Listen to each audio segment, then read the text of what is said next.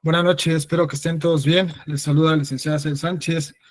Un gusto en saludarlos en esta noche. ¿Me pueden confirmar, por favor, ahí con el pulgar arriba que vean la pantalla y que se escuche, por favor, que se escuche claro? Si en algún momento se llega a cortar, me pueden interrumpir. Si alguno quiere hacer algún comentario, alguno quiere participar, alguno tiene alguna duda, favor de levantar su mano y en cuanto su servidor les indique, bueno, pueden tomar la palabra. Si no, hay que esperar por respeto a todos y por respeto a su servidor. Les mandé ahí en algunos grupos en donde estamos compartiendo la información, el Código Nacional en PDF para que lo tengan a la mano, y si no lo tienen a la mano en PDF, bueno, lo tienen en físico, también nos va a servir.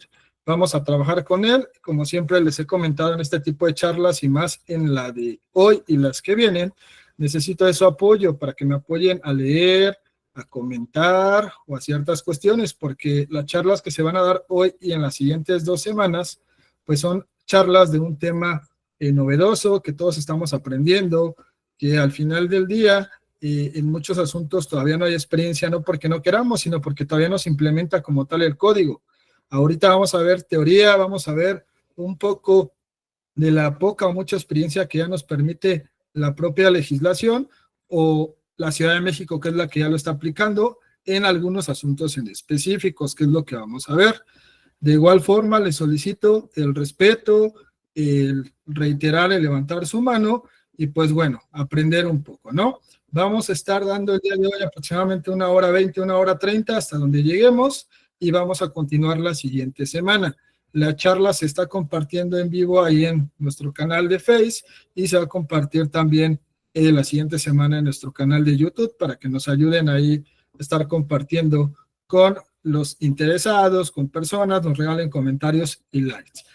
Su servidor, para los que me conocen y para los que no, soy el licenciado Cel Sánchez, licenciado en Derecho, tengo también la maestría en Administración y Procuración de Justicia, radico en la Ciudad de México. Tengo un despacho con mi equipo de trabajo que se llama RS Abogados y Contadores y trabajamos en nuestro fuerte que es la zona metropolitana, que es Ciudad de México y Estado de México, pero también contribuimos en otros estados. Este preámbulo más o menos para que conozcamos un poquito y tener un poquito más de conocimiento. Pues miren, entrando ya en materia, vamos a ver lo que es el Código Nacional de Procedimientos Civiles y Familiares. Vamos a tratar de abordar lo más importante. No llevamos prisa, lo importante es que podamos aprender un poquito más. Su servidor ha estado tomando algunos diplomados con la finalidad de actualizarnos, de capacitarnos y poder representar a nuestros clientes de manera oportuna y con calidez, ¿no? Y con la calidad que se merece cada uno de ellos. Es por eso que es importante que ustedes también se preparen. Me da gusto que estén aquí pudiendo aprender un poquito y que entre todos podamos contribuir a ese crecimiento. Como bien lo dice el título, bueno, vamos a atender el código desde lo más básico hasta lo más complejo. En algunos temas vamos a ir muy somero, en algunos vamos a adentrarnos más, dependiendo de cómo se maneje ahorita las sesiones en las que vienen, porque algunas cuestiones son teóricas, algunas todavía, como les comenté en un inicio, no hay la experiencia, no porque no queramos, sino porque todavía no se implementa. Pero bueno, en la siguiente diapositiva vamos a entrar un poco a lo que son antecedentes.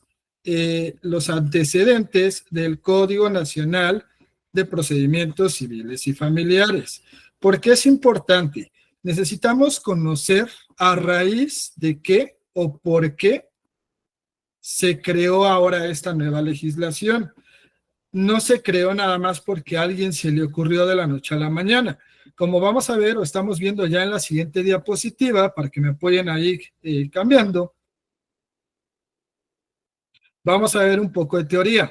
Ahí lo que tenemos como antecedentes es que en el 2009, el año 2009, la Universidad Autónoma de México, la Casa de Estudios, la universidad más importante de nuestro país, hizo un estudio de opinión y percepción en la población del sistema de justicia.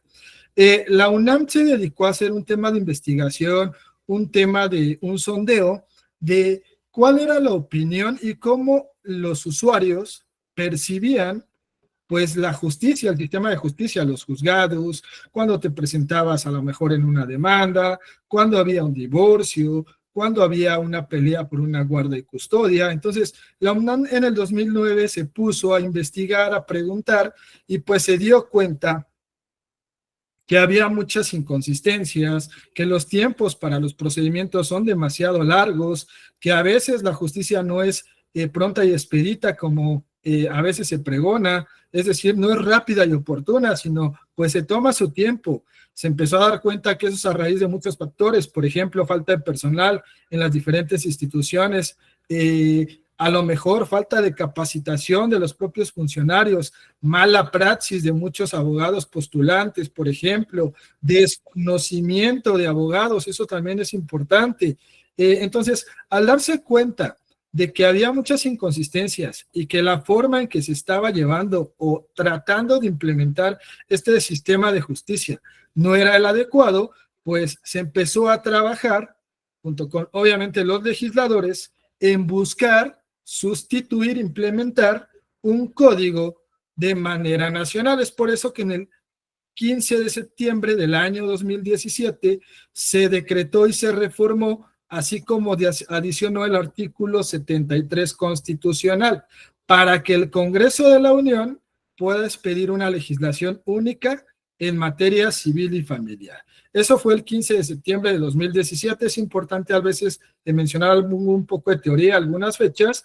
En esa fecha, es una de las fechas más importantes, en donde primero se tuvo que modificar la cuestión del artículo para poder seguir avanzando. Si no, no podíamos seguir avanzando. El 7 de junio del año 2023 se publicó en el Diario Oficial de la Federación y el 8 de junio, es decir, al día siguiente del mismo año, entra en vigor el Código Nacional de Procedimientos Civiles y Familiares.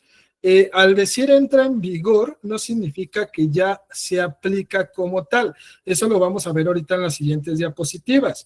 Sino simplemente lo que está diciendo es, se reforma el artículo constitucional pertinente, de ahí el Congreso de la Unión hace lo pertinente y de ahí se publica para que entre en vigor, como lo marca la ley, al día siguiente que se publica en el diario.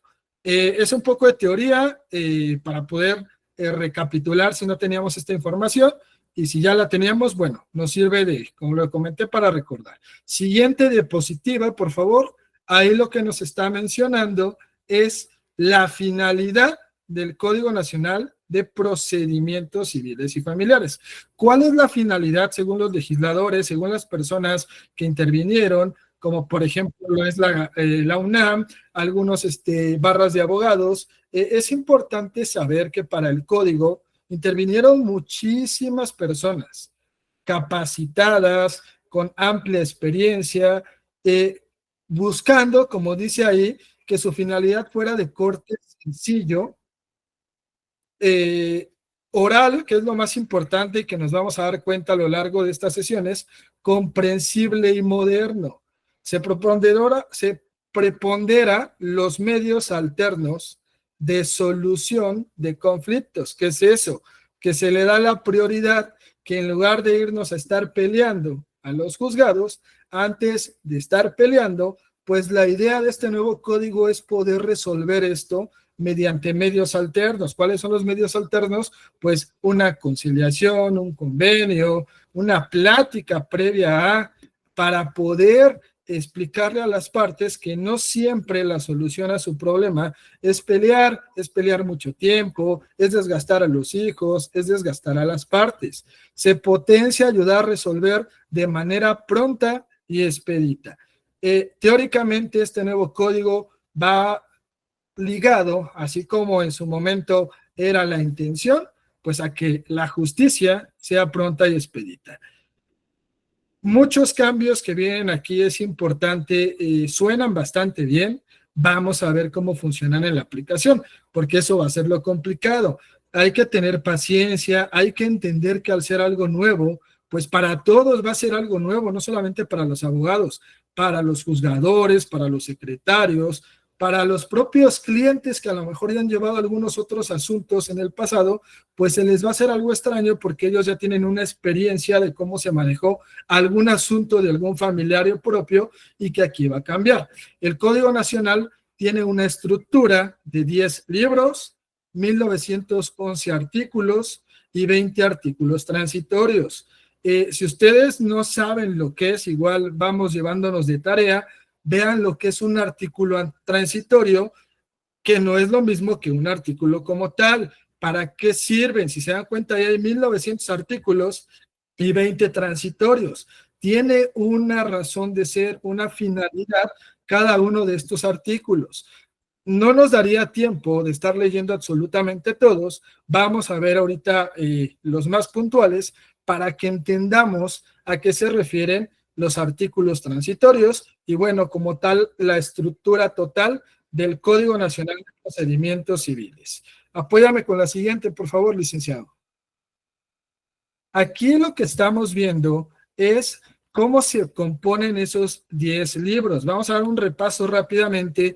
Si alguno de ustedes ya tuvo la oportunidad de revisar el Código Nacional, de leerlo un poco, de ubicar cómo se divide, de qué artículo a qué artículo corre cada uno de los libros, pues bueno, me da mucho gusto los que no hay que hacerlo, porque si nos dedicamos a litigar o a postular dentro de cualquier estado de la República, vamos a ver que en cierto tiempo ya todos vamos a tener que usar el código. Aquí en la Ciudad de México ya se está utilizando específicamente para los juicios, controversias del orden familiar. Cuando hay una guarda y custodia, cuando hay una pensión alimenticia, cuando hay un régimen de visitas y convivencias, ya se está trabajando, ya se están ingresando las demandas con base al Código Nacional de Procedimientos Civiles. Y si tú desconoces esa información, traes como derecho, como fundamento, mencionas el Código de Procedimientos del Distrito Federal, por ejemplo, pues lo que va a suceder es que te van a prevenir en el mejor escenario o te van a desechar porque no es la legislación correspondiente. Ya tenemos que utilizar tenemos que entonces estudiar, los que ya estamos trabajando en la Ciudad de México, para poder aplicar al menos en esos juicios y empezarnos a empapar de cómo se van a manejar ahora de esta forma.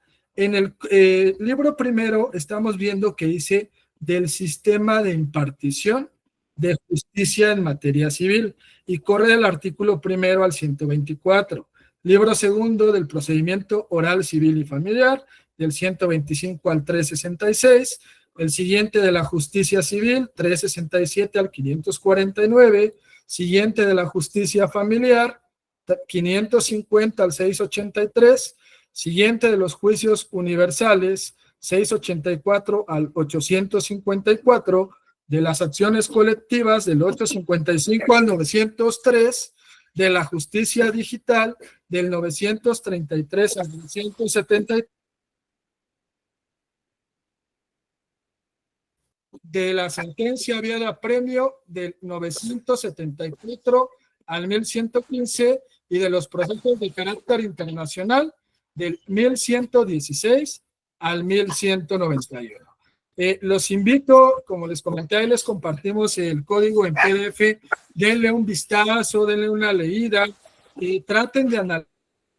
Vamos a tener 2 sesiones más por si hay dudas, por si hay comentarios, poder entender esa parte y que sea un poquito más claro para todos nosotros. En la siguiente diapositiva lo que vamos a seguir viendo, ahorita es un poquito de teoría, son algunas reglas importantes. Aquí viene algo que empieza a ser muy llamativo. Vamos a ver solo algunas, las más importantes. Primero, su aplicación va a ser gradual por petición del Poder Judicial al Congreso local. Alguien que me ayude a buscar, por favor, vamos a empezar a trabajar en equipo. Artículo transitorio 2 y que levante la mano para darle la palabra en cuanto lo tenga. Entonces, lo que está comentando aquí es una regla importante. Su aplicación va a ser gradual. Esa es la idea, no que se aplique de un día para otro. Ahora, si no hay declaratoria, su entrada en vigor será automática en todo el territorio nacional el 1 de abril del 2027. Es decir, la autoridad lo que nos dijo es, a ver, ya tengo el Código Nacional, Estado de México, por ejemplo, Poder Judicial del Estado de México. Tú puedes empezar a implementarlo de manera gradual de aquí al 1 de abril del 2027. ¿Por qué? Porque el 1 de abril de 2027 ya lo vas a tener que ocupar sí o sí, para que no sea pesado para ustedes como funcionarios públicos, para ustedes como usuarios, pues vayan haciendo de forma gradual. A partir de la declaratoria se abroga el Código Nacional de cada estado, es decir, el Distrito Federal o Ciudad de México tiene su Código de Procedimientos Civiles. A partir del 1 de abril ya no se va a utilizar en lo absoluto. Mucho ojo, Código de Procedimientos, no estamos hablando del Código Civil.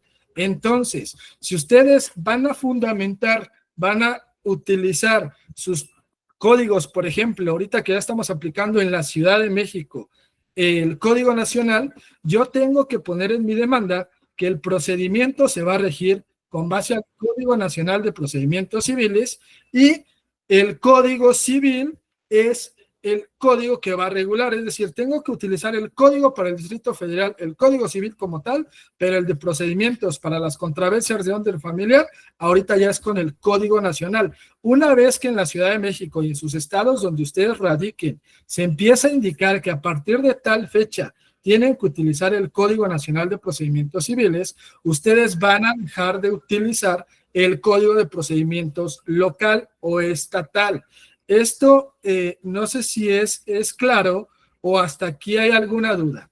¿Vamos claros? Levanten, regálenme ahí su like y si hay dudas, levanten su mano para poderlo entender. Es poco de teoría, igual se les va a compartir las diapositivas para que lo puedan repasar y apóyenme. ¿Quién tiene el artículo transitorio 2? Licenciada Erika, ¿lo tienes tú? Erika Valencia. Sí, Liz.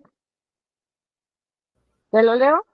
Por favor, licenciada, fuerte y claro. Un segundo.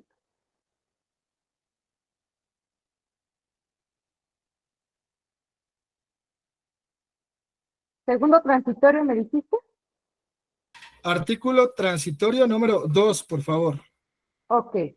El que dice, la aplicación de lo dispuesto en el Código Nacional de Procedimientos Civiles y Familiares, previsto en el presente decreto, entrará en vigor gradualmente, como sigue en el orden federal, de conformidad con la declaratoria que indistinta y sucesivamente realicen las cámaras de diputados y senadores que integran el Congreso de la Unión, previa solicitud del Poder Judicial de la Federación, sin que la misma pueda exceder del 1 de abril del 2027.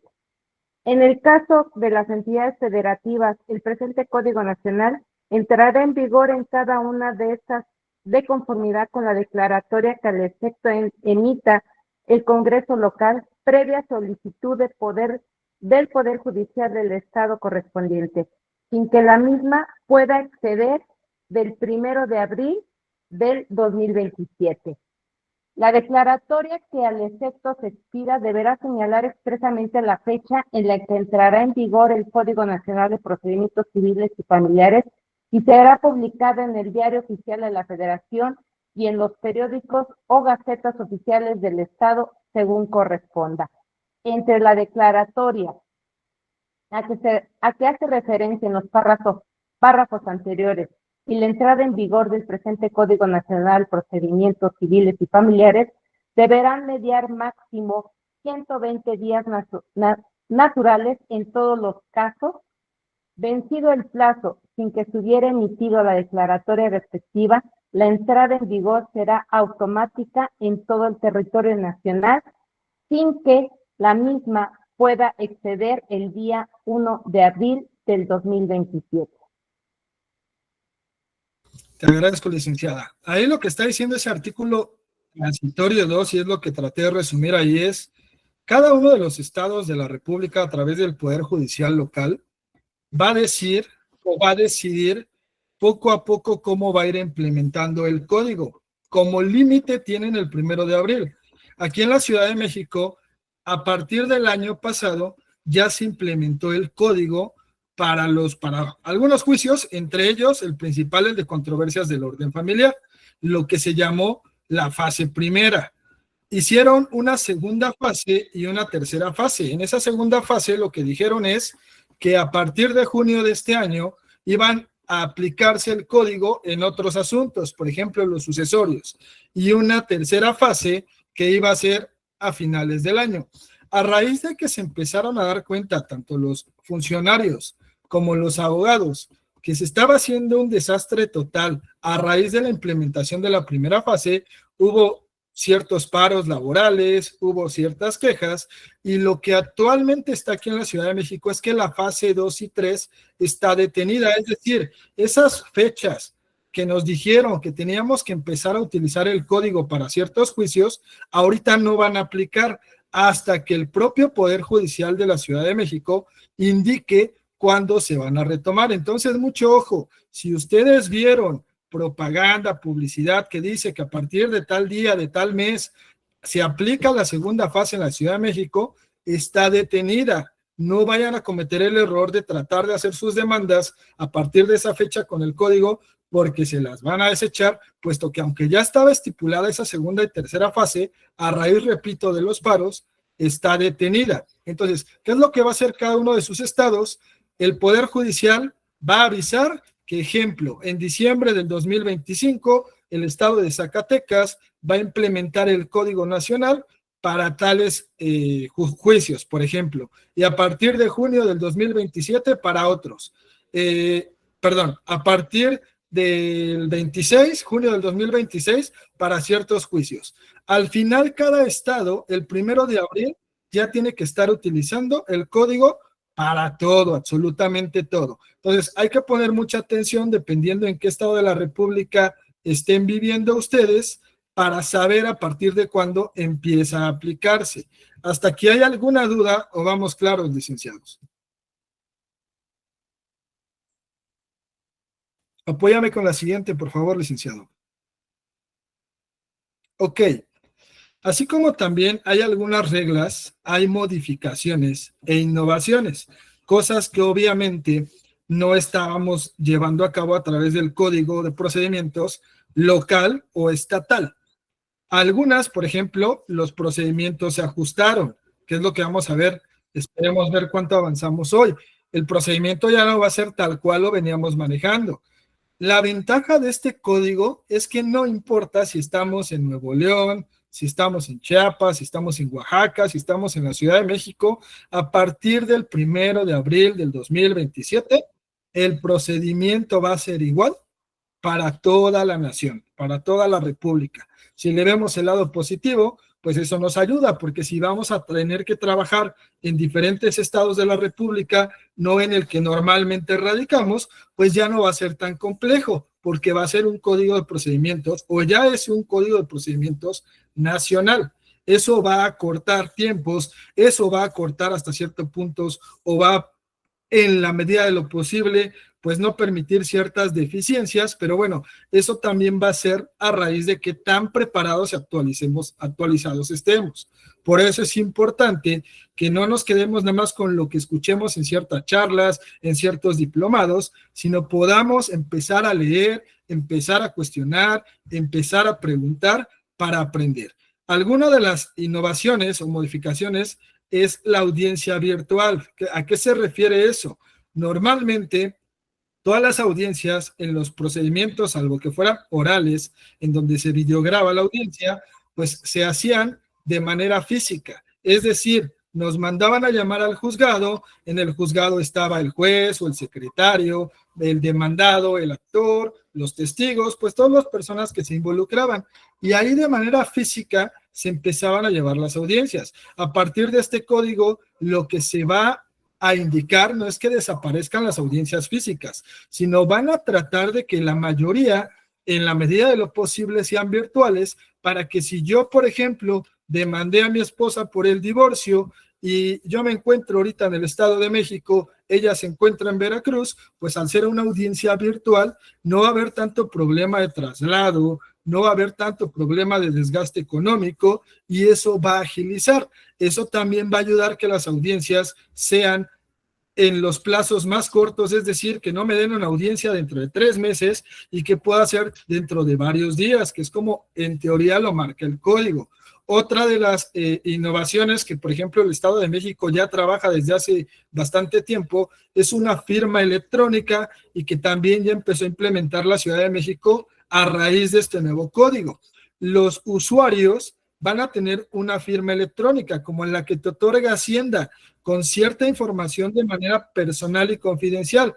Con esa firma electrónica lo que vas a hacer es ingresar tu escrito de demanda, contestar la demanda, ingresar tus promociones, poder firmar de manera electrónica, es decir, no necesitas ir físicamente y firmar con puño y letra, sino mediante esta firma vas a hacerlo y eso empieza a cortar tiempos y al ser un documento, una firma electrónica personal, pues tiene la misma validez legal que si me presento yo a Sael Sánchez y firmo con mi puño y letra cierto documento. Va a haber un expediente electrónico y un expediente físico. En muchos estados de la República ya existen ambos, en otros todavía no, y en otros, por ejemplo, el Estado de México, ya hay algo que se llama cero papel.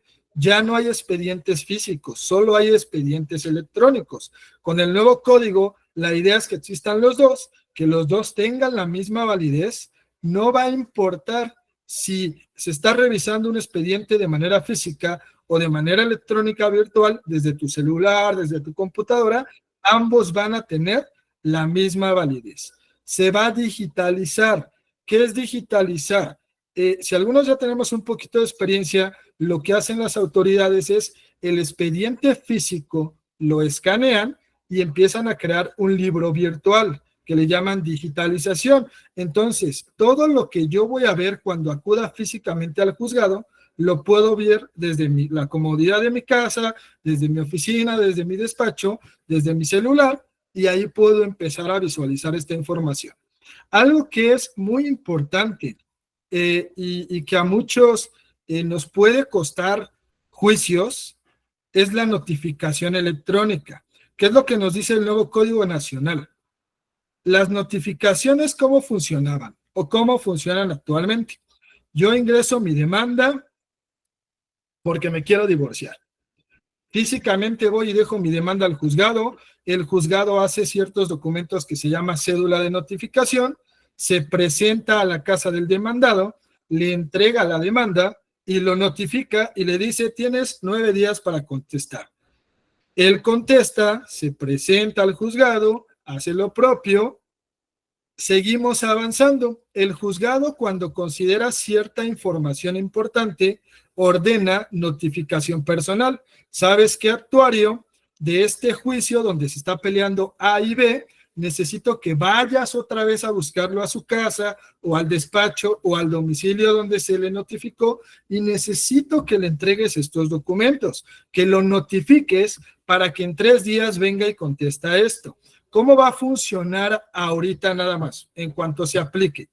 Físicamente o virtualmente meto mi demanda, notifican personalmente, sí le van a llevar la demanda a la persona demandada, pero todas las demás notificaciones ya no van a ser físicas, ya se le van a mandar de manera virtual, de manera electrónica, y si, es por eso que les digo, aquí hay que tener mucho cuidado, si diste de alta el correo electrónico y tú le diste la contraseña a tu abogado, tu cliente te dio la contraseña, te dio toda la información para acceder, por descuido, por falta de responsabilidad, por falta de que no conoces mucho el tema virtual, no te diste cuenta que te llegó una notificación electrónica, esa ya surtió efectos, al día siguiente empiezan a correr los días, se te fue el término y no contestaste, ya no van a llegar las notificaciones personales a su domicilio, ya no van a llegar de manera personal.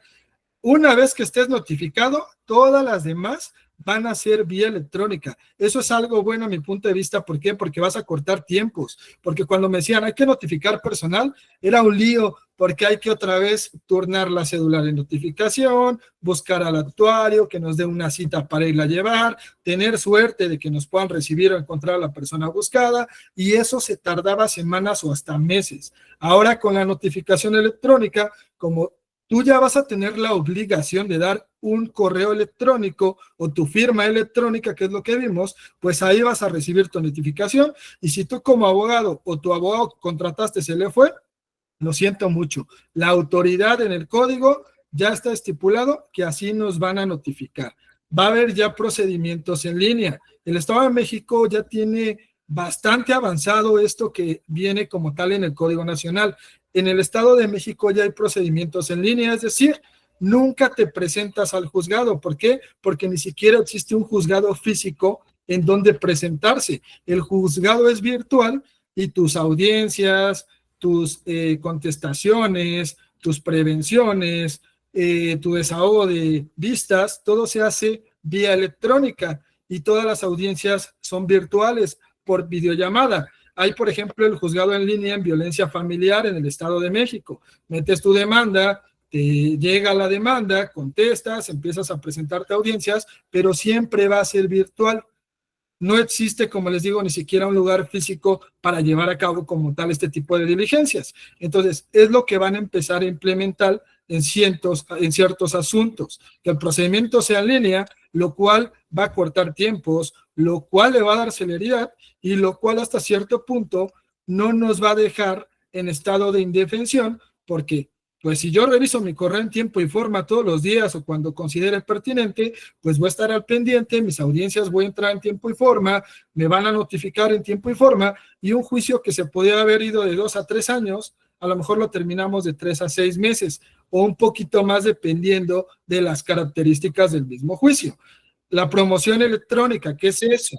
Hago mi contestación, por ejemplo, de demanda, o hago mi desahogo de prevención, la subo en internet, en PDF o en la forma que me lo pida la autoridad, lo firmo con mi firma electrónica, es decir, con eso de manera virtual lo hago y ya cumplí. Solo me quitó un poco de mi tiempo desde mi oficina, desde mi casa, puedo llevar a cabo todo este tipo de situaciones y no voy a tener ningún problema.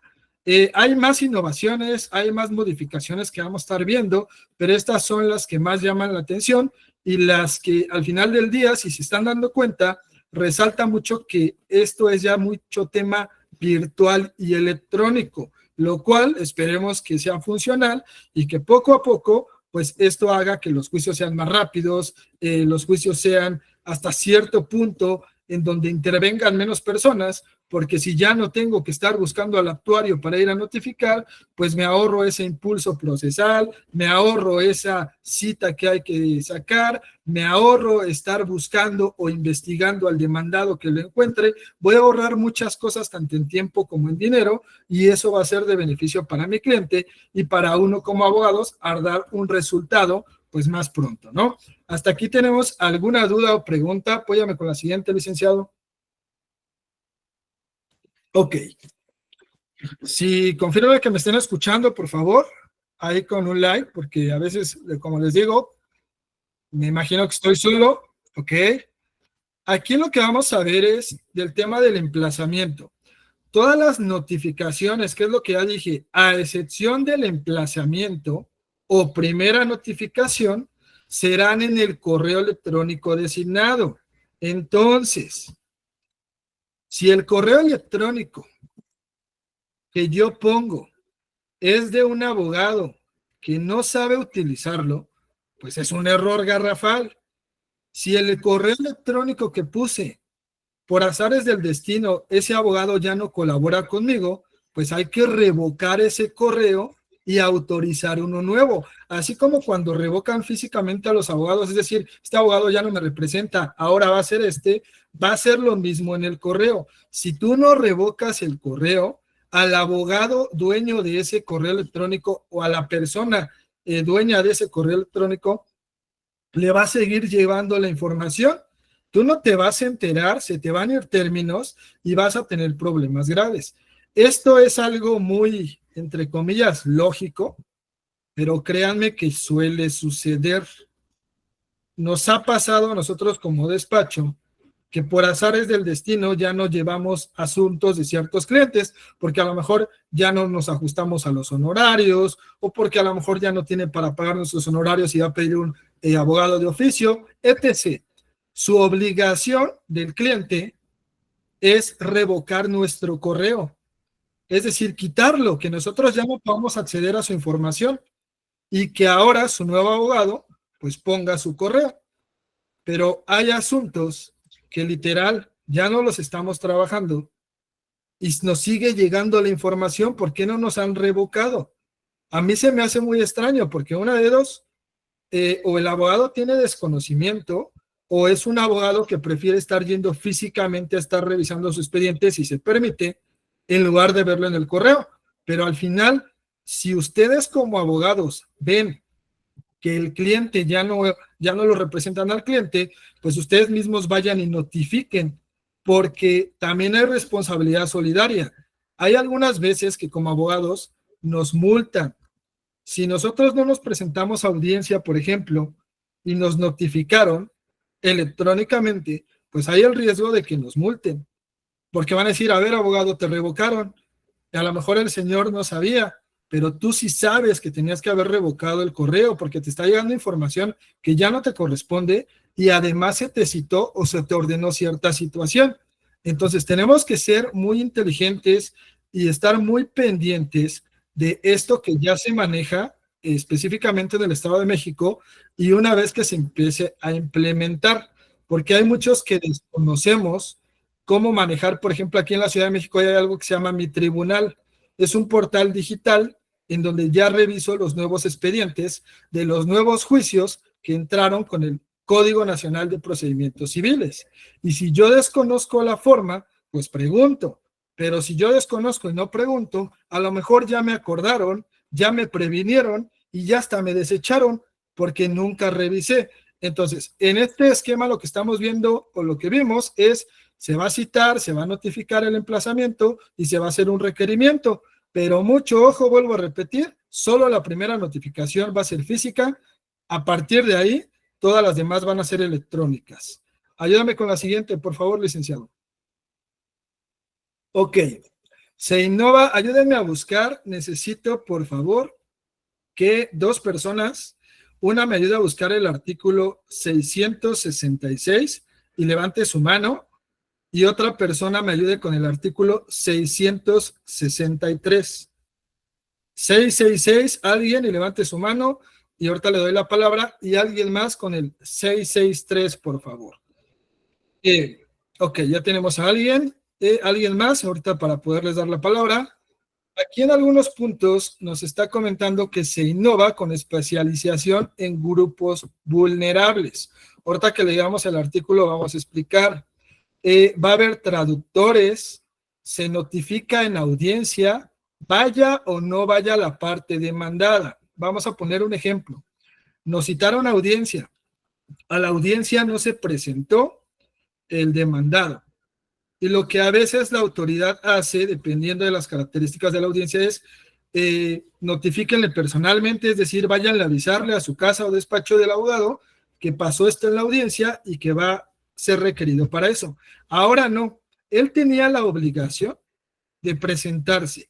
La audiencia se va a llevar a cabo con o sin el demandado.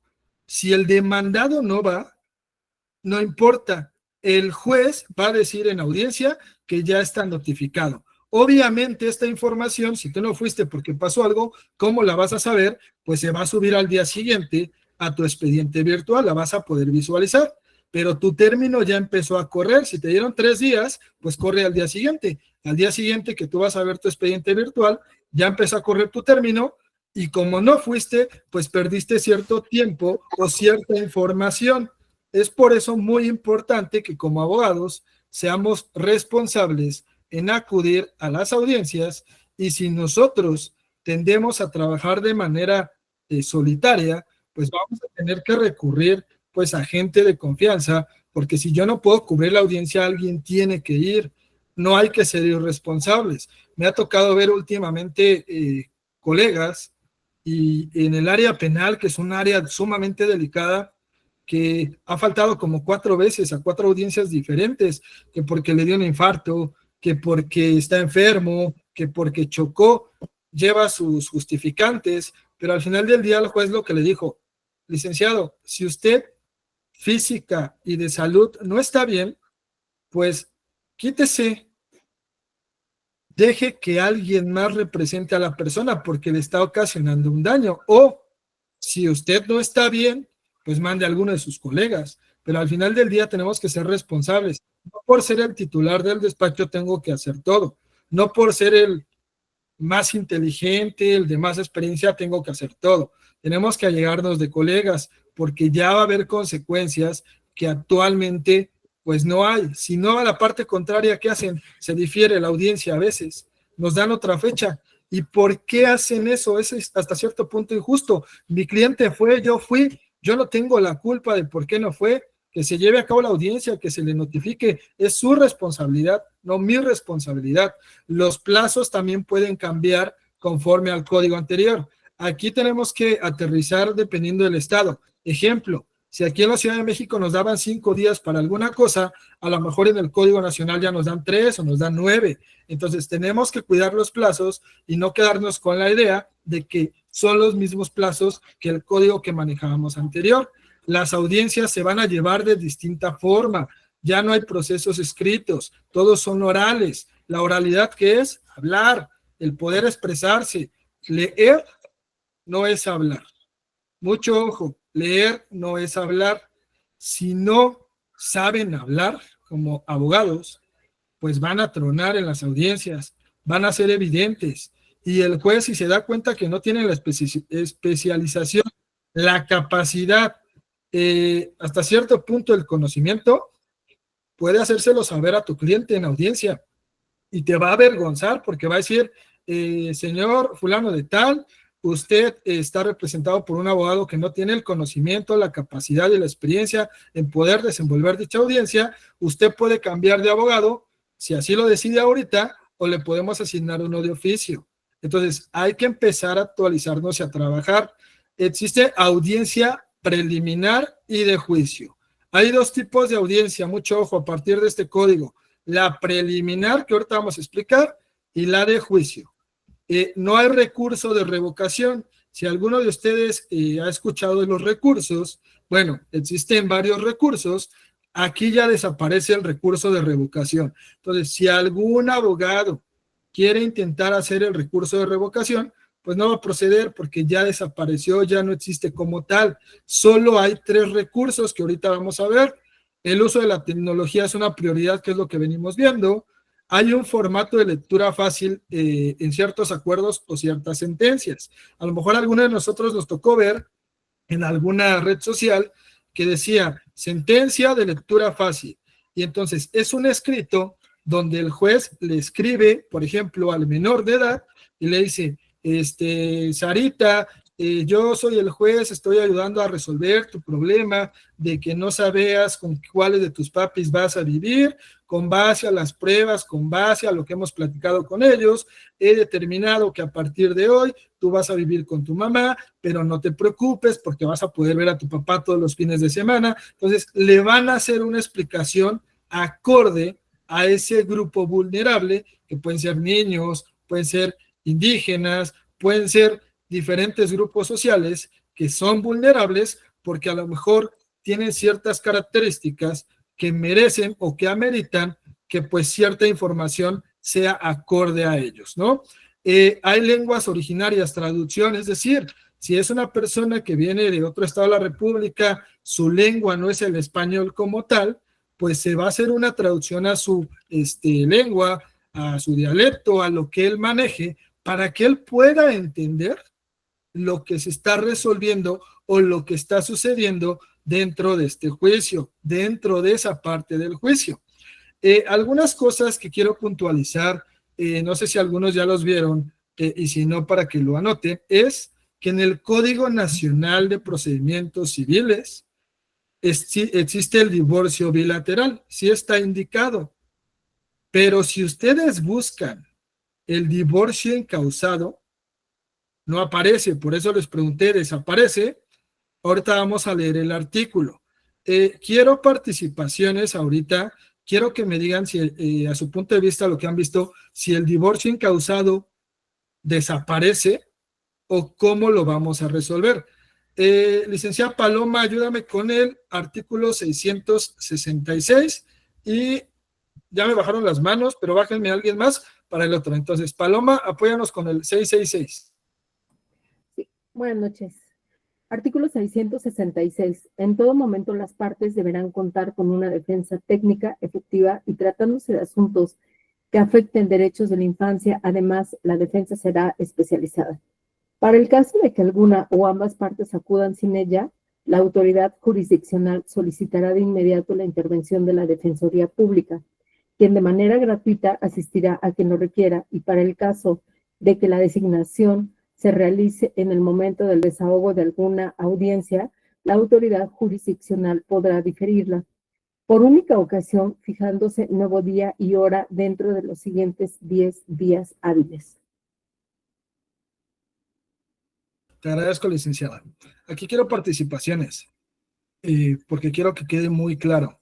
El artículo 666 nos dice que si alguien, más bien, que si existen menores, necesita que el abogado que va a representar a ese menor o donde intervienen menores sea especializado. Si no, no va a poder llevar a cabo la audiencia. Aquí tenemos problemas. Díganme, levanten la mano y tomen la voz. ¿Quién de los que estamos aquí, incluyéndome, ya tiene la especialización en grupos vulnerables? En niños, por ejemplo. ¿Quién la tiene? ¿O quién sabe cómo tenerla? Sin miedo. Aquí estamos aprendiendo, tratando de aprender. ¿Cómo resolverían eso? ¿Cómo creen? ¿A quién se le ocurre? ¿Cómo vamos a resolver eso? Dígame, licenciado Gregorio. Sí, buenas noches. ¿Sí me escuchan? Sí. Ah, perfecto. Bueno, esa ha sido una pregunta que ha surgido mucho, precisamente cómo se haría. Actualmente solamente se han dado charlas y quizá hasta algún seminario en cuanto a la especialidad, pero pues hasta la fecha no se ha marcado ninguna escuela, ninguna universidad que sea como tal avalada para dar ese tipo de especialización.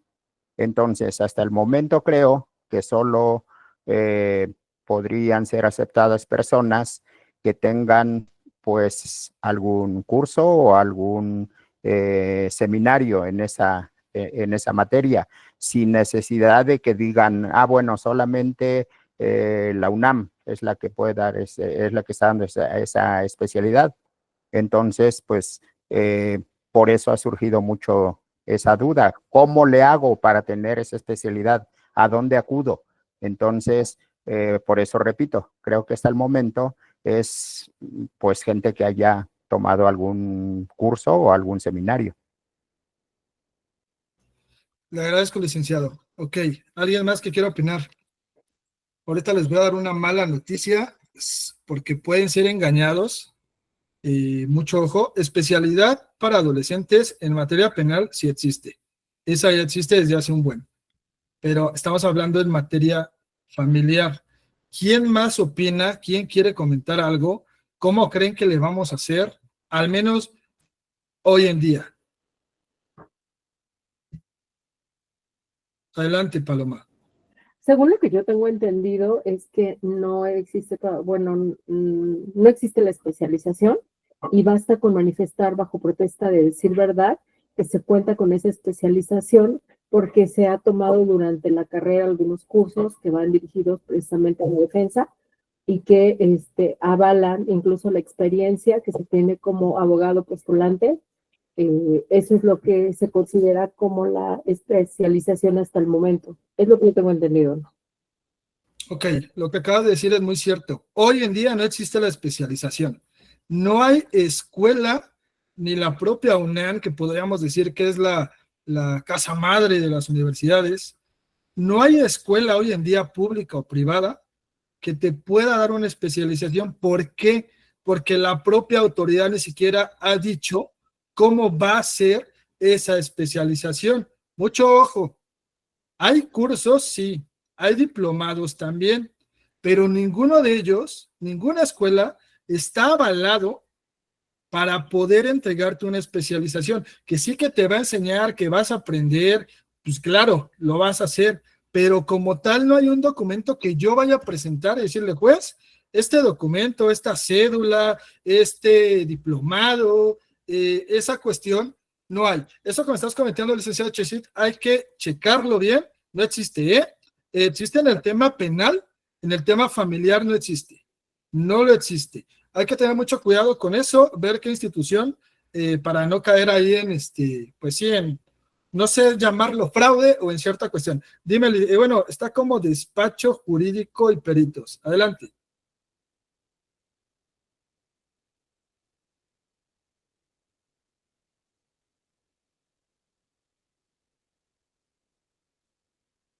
Puedes tomar la palabra, ¿tienes tu mano levantada? Despacho jurídico y peritos.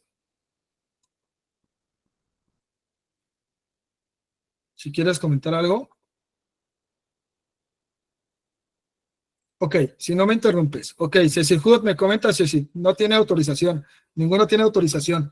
Que ellos hayan estipulado y no te pueden dar una cédula porque no existe. Todavía no se ha pronunciado el Poder Judicial para el tema de una especialización, ¿eh? Mucho ojo. Hay otras escuelas, varias escuelas de cierto renombre que te están dando ciertos diplomados o cursos. Te entregan un documento que ellos mismos hacen y te entregan que avala tantas horas de conocimiento, pero no te van a entregar que eso avala una especialización como lo marca el código, el artículo 666. Mucho ojo en eso. Es como lo marca la propia ley. Entonces hay que tener mucho cuidado. ¿Y por qué no existe? Porque ni siquiera se han pronunciado. Ahora, ¿cómo lo vamos a resolver? Como al menos hasta hoy. Si mañana, por ejemplo, ya sacan una circular, en el diario lo exhiben, o donde tú gustes y mandes, e indican que a partir de hoy la escuela fulana de tal ya tiene el REBOE para poder especializarte en niñas, niños, adolescentes en materia familiar, materia civil, ok, pero si no viene por la autoridad, que es la que manda el Poder Judicial, todo lo demás, eso y nada, es lo mismo, en ese sentido. Entonces hay que tener mucho cuidado con esa parte para que no tengan problemas. Está bien, tomen los cursos, hagan ese tipo de cuestiones, pero tengan mucho cuidado. Ahora, ¿cómo lo vamos a resolver?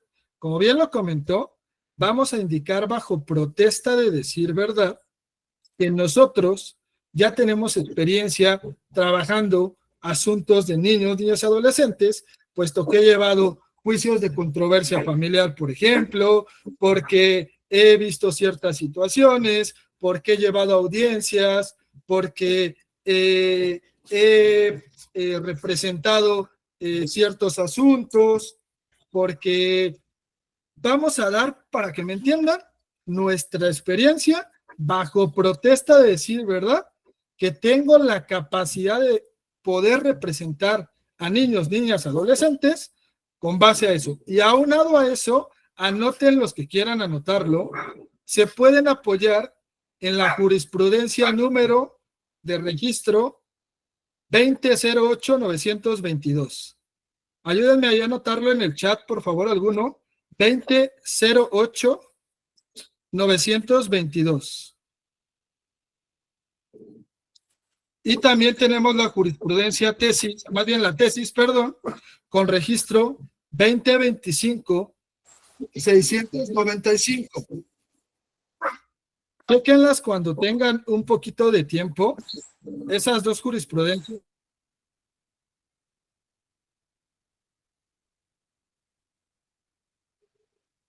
¿Puedes repetir los números, Lick, por favor? Sí, ayúdenme a anotarlo ahí. Vuelvo a repetir. Es la jurisprudencia con número de registro 2008-922 y la tesis con número de registro 2025-695. Por lo tanto, hoy en día No es necesario tener una maestría en, por ejemplo, en juicios orales, en familiar, en alguna situación o una especialidad. ¿Por qué? Porque la propia autoridad no lo ha indicado. Esa es una laguna, como bien lo comentaron ahí, y como todos los legisladores, pues aunque tratan de hacer lo mejor posible y de tratar de resolver, pues dentro del propio código, todas las vertientes que se dan, pues se quedan lagunas, porque por un lado el artículo 666 nos dice que necesitas especialización, pero por el otro lado no te dicen quién te va a dar la especialización. La SEP tiene que darte un REBOE a cierta escuela, pero un REBOE específico para eso, no un REBOE que diga, ah, mira, tengo el REBOE de la, por ejemplo, de juicios orales, y dentro de juicios orales voy a abarcar en mi temario cómo tratar asuntos de niños, niñas y adolescentes. Mucho ojo, eso no significa que el REBOE te ampare la especialización. Está amparando esa maestría o esa especialidad, pero no te está amparando como tal lo que el artículo te está pidiendo. Espero que sea un poquito muy claro y vuelvo a repetir, hasta hoy no existe. Alguien ahí está comentando lo contrario, se respeta su postura, pero no es que no esté de acuerdo, sino no existe, porque no se ha pronunciado la autoridad. Entonces hay que tener cuidado con ese tipo de escuelas, pero bueno, adelante lo que consideren que es importante y consideren que con eso está bien, pues adelante, bajo protesta de decir verdad, yo indico que tengo la experiencia con niños, niñas, adolescentes y es más que suficiente, hasta hoy. El día de mañana que salga otra cosa, pues será diferente. ¿Con eso estamos claros o hay alguna duda? Ok. ¿Quién me va a ayudar a leer el artículo, por favor? 663. Leticia. Sí, buenas noches, licenciado. Buenas noches a todos. ¿Me escucho bien? Bien, artículo 663. Se tramitarán en la vía oral familiar todas las controversias que no tengan tramitación especial señalada en este Código Nacional. Las disposiciones de este capítulo serán aplicables en lo conducente a los demás procedimientos familiares que establece este Código Nacional cuando no exista previsión específica. Es cuanto. Te agradezco, Lee.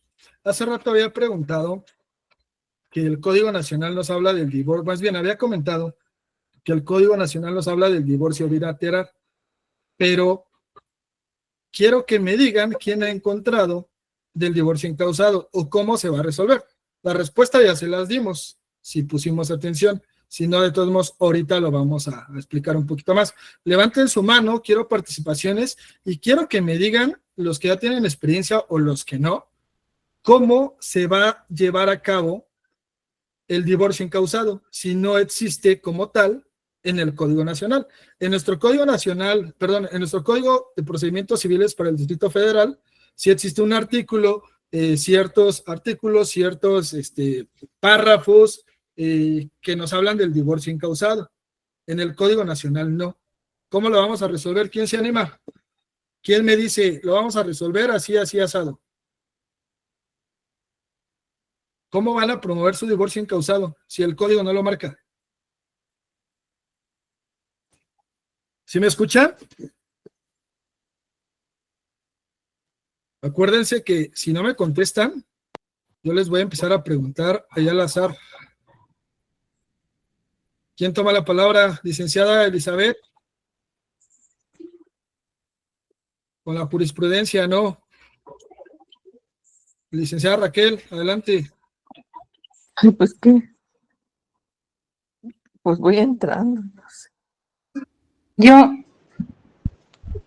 buenas noches, licenciado. ¿Sería conforme a las reglas del juicio oral familiar? Ok, conforme a las reglas del juicio. ¿Quién dijo eso, perdón? Licenciado Martín Vidal. Ah, licenciado Martín, un gusto, licenciado. Conforme a las reglas del juicio oral familiar. ¿Y dónde están esas reglas, Nick? Ya sé que en el código, Sí. pero ¿en qué parte del código? Híjole, es que no tengo el código a la mano. No te preocupes, Nick. ¿Quién más le ayuda? Licenciada Ivette. ¿Podría ser como procedimiento no contencioso? No, el divorcio incausado hay que recordar que voy a demandar a otra persona. Ese es, ya hay una litis ahí, por lo tanto sí es contencioso. Sí hay ¿En la contienda, vía sí. especial, licenciado? La vía especial, ¿dónde marca la vía especial?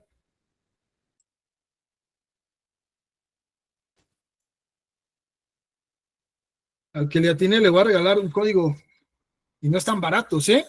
Yo compré este y barato no me salió, pero está muy completo. Licenciada Paloma, no le atine porque dinero no tengo. Como lo dice el mismo artículo que acabamos de leer, ¿no? Si no lo menciona, no lo contempla el mismo código, se va a tramitar por la vía oral familiar. Mucho ojo. Muy bien, licenciada, ya te daste el código, luego ya me mandas un mensaje ahí en privado. Para ponernos de acuerdo. El artículo 663, búsquenlo si lo tienen a la mano, que nos hizo favor de leer la licenciada Leticia, dice: se tramitarán en la vía oral familiar todas las controversias que no tengan tramitación especial señalada en este Código Nacional. Entonces, si el divorcio encausado no está mencionado, no nos indica cómo se va a tramitar, con base al artículo 663 del Código Nacional de Procedimientos Civiles, se va a tramitar en la vía oral. Entonces, ahora sí, el divorcio encausado lo voy a fundamentar en el 663, voy a buscar todo lo que tenga que ver con el juicio oral familiar de mi Código Nacional y con base a ello voy a llevar a cabo mi divorcio encausado. Entonces, ya tenemos la respuesta. El divorcio bilateral, no traigo el artículo y no me acuerdo honestamente. Búsquenme el divorcio, alguno que me ayude, ahorita levanta la mano, ¿en qué artículo se habla del divorcio bilateral? Y del divorcio encausado, como en ningún artículo aparece, nos vamos a ir al 663 y lo que se desprende del juicio oral familiar. Dime, licenciada Nancy. Levantaste tu mano.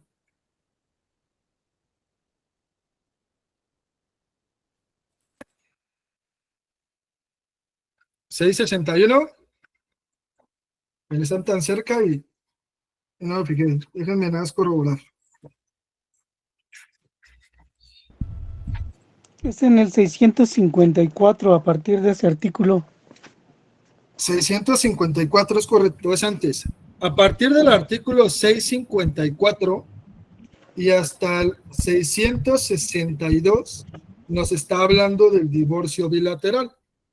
Y el incausado, como no nos menciona, pues usamos el 663 y todo lo correspondiente al procedimiento juicio oral familiar.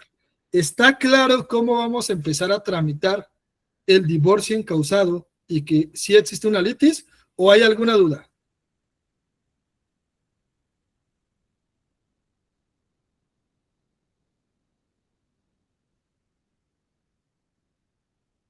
Ok. Muy bien, estoy leyendo, denme un segundito. Fíjense lo que acabo de leer y lo que les decía. Me dice despacho jurídico, ¿cuál es tu nombre? Porque eso es extraño como decirte despacho jurídico. ¿Cuál es tu nombre, licenciado o licenciada? Soy Jesús Sánchez, licenciado.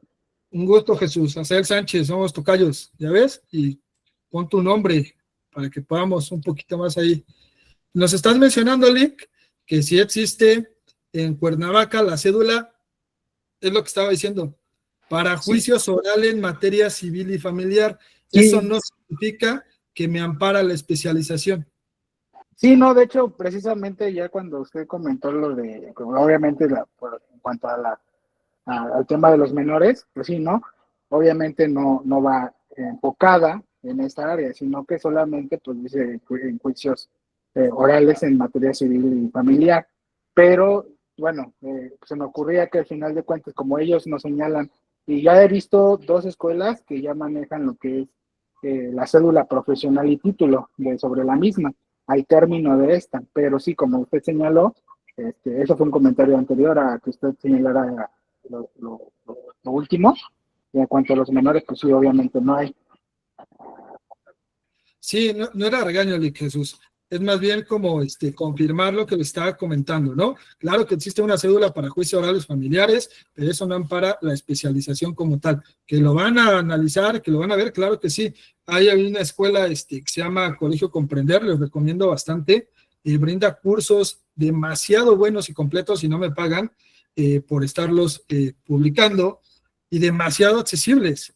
Y ellos sacaron hace unas semanas un diplomado con base al artículo 666, pero el que hayas tomado el diplomado y ellos te otorguen una constancia y ciertas horas, no significa que ya voy a llevar mi documentito, que ya tengo la especialización. Claro que me va a servir, claro que me va a dar más valor, claro que me va a apoyar porque me van a enseñar cómo, pero como tal, no está cumpliendo lo que el artículo nos pide, que seas especialista. ¿Por qué recalco mucho eso? Porque, por ejemplo, en materia penal sí existe, ya existe una cédula para especialización en niños, niñas, adolescentes en dicha materia. Ahí sí ya existe, ya la avaló la Secretaría de Educación Pública, ya otorgó REBOE, ya hizo todos los trámites pertinentes y por lo tanto ahí sí puedo decir, tengo mi especialización en adolescentes en materia penal y aquí está mi documento que la avala. En niños, niñas, adolescentes en materia familiar no existe. Nada más para no quedarnos con esa confusión y más que nada porque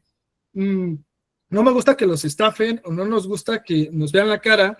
No estoy diciendo prepárense, claro, prepárense como ahorita, pero al final entendamos hasta dónde llegan los alcances de ese tipo de escuelas, y más porque muchas lo hacen de manera engañosa, porque pues si te venden la historia de que te van a dar cierto documento, pues vas y lo haces, pero al final no es ético decir que porque el licenciado Sael ya les explicó ahorita eso, pues ya lo saben, y como les dije que bajo protesta de decir verdad, tienen la experiencia, pues ya todos somos especialistas en niños, niñas, adolescentes. No es eso, es una de las formas en que podemos poder resolver esa laguna, porque si no, imagínate, nadie va a poder llevar a cabo audiencias porque nadie tiene la especialización, ni los mismos abogados de oficio, y ni siquiera los propios juzgadores. Entonces, son esas lagunas que a veces es como cuando lo analizas, el legislador te dice esta cosa, pero no te dice cómo.